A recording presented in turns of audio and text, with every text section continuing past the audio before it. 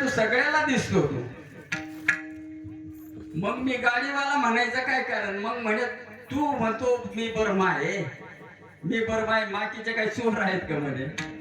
काय क दुसऱ्याच्या डोळ्यामध्ये सुकळ गेला ते त्याला तुला दिसत म्हणे. काय दुसऱ्याच्या डोळ्यामध्ये सुकळ गेला तो दिसत, तुझ्या इस्तारीवर म्हणे गाडव सरत हे तुला कळतं का विठ्ठल विठ्ठल.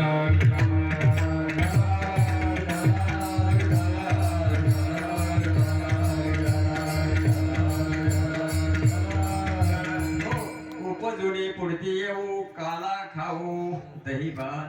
म्हणजे माऊली महाराज काय म्हणतात, उपजोडी पुढती येऊन काला खाऊ दही भात.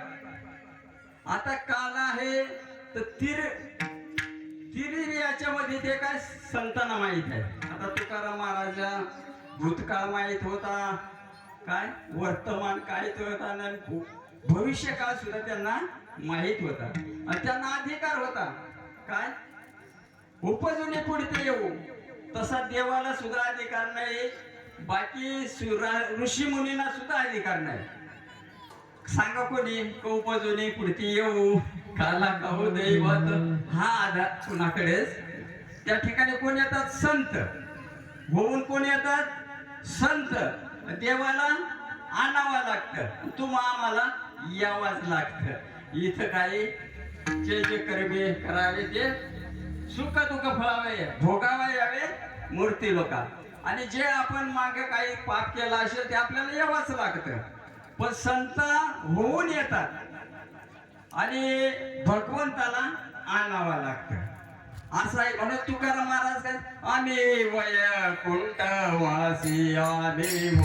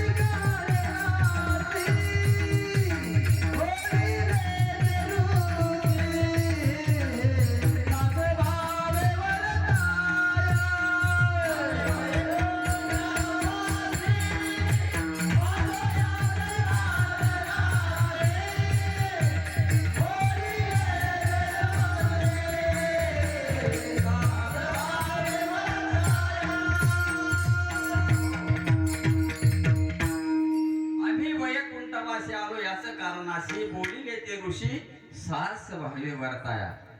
काय का ते ऋषी सुद्धा बोलला काय सास भावे वर्ताया. झाडू संताचे मार्ग आडराणी भरले जग हौशीचा भार शेष उरले ते शिव. कारण जे आडवाळ मार्ग आहे ते आधी स्वच्छ करण्यासाठी आलेले. म्हणून तुकाराम महाराज सांगतात बघा, आता 3 प्रकारचा काल आहे आणि तुकाराम महाराज तेच म्हणतात, कांधी येऊ आणि काला खाऊ. काय उपजून पुढती येऊ काला खाऊ दही भात. वैकुंठी तो ऐसे नाही कवन काही काल्याची. आता तो आपल्याला भूतकाळ कळतो का, काही उत्तर द्या. भूतकाळ कळतो का, नाही. वर्तमान कळतो का, भविष्य काळ कळतो का, काहीच कळत नाही. मग आपल्याला जे आहे ते कळत का नाही, कारण काहीच कळत नाही. कारण ते कळत फक्त संताला. आता बघा, लहानपणी मुलगा जन्माला आला तर थोडासा मोठा झाला, आई म्हणते तुला काहीच कळत नाही.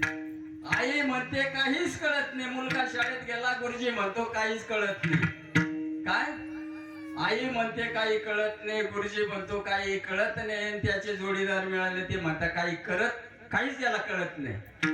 पण योगाने त्याचा लग्न झाला. योगाने लग्न झाला, आणि लग्न झाल्यानंतर ती बाई सुद्धा त्याची बाई ती म्हणते तुला काहीच कळत नाही. काय घरात आई म्हणते काही कळत नाही, आणि आई म्हणते कळत नाही. शाळेत गेल्यानंतर गुरुजी म्हणतो कळत नाही, आणि मित्रामध्ये गेला तर मित्र म्हणतात तुला काहीच कळत नाही, आणि त्याचा लग्न झाला तर ती बायको सुद्धा म्हणते तुला काहीच कळत नाही. योगाने त्याला मुलगा झाला तरी तो त्या आजोबाला काय म्हणतो, बाबा तुम्ही गप्प बसा, तुम्हाला काहीच कळत नाही. काय तो सुद्धा सांगतो काहीच कळत नाही. परत पुढे त्याला नातू झाला, नातू म्हणतो बाबा तुम्ही गप्प बसा. त्याला सांगतो त्याच्या वडिलाला गप्प बसा, तुम्हाला काही कळत नाही. म्हणजे कळत नाही, समजा हे कळत नाही म्हणजे किती असं चाललं तर हे आपल्याला कळत नाही. म्हणून आपला हा न कळत काही कळत नाही, आपल्याला काही कळत नाही. आणि म्हणून न कळल्यामुळं आपल्या पाचवीलाच न कळत काहीतरी पुजलेलं आहे. काय पाचवीलाच पूजलेलं आहे, तुला काही समजत नाही, तुला काही कळत नाही. आपल्या पाचवीलाच पूजलेलं आहे, विठ्ठल विठ्ठल विठ्ठल.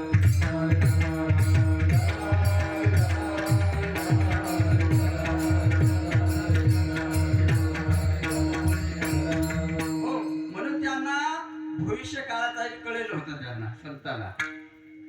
जेव्हा कुठेच नव्हते काही चंद्र सूर्य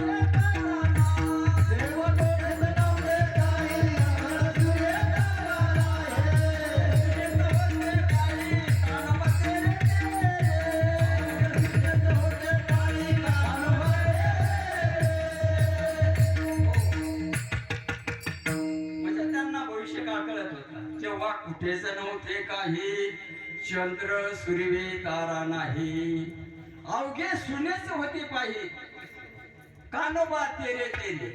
काय आणि त्या ठिकाणी एक ढालगत निर्माण झाली, तिने एवढे वाटले. बघा काय म्हणतात माऊली, काय जेव्हा कुठं म्हणजे भूतकाळाचा कळत होता आणि भविष्य काळाचा सुद्धा कळत होता त्याला संताला.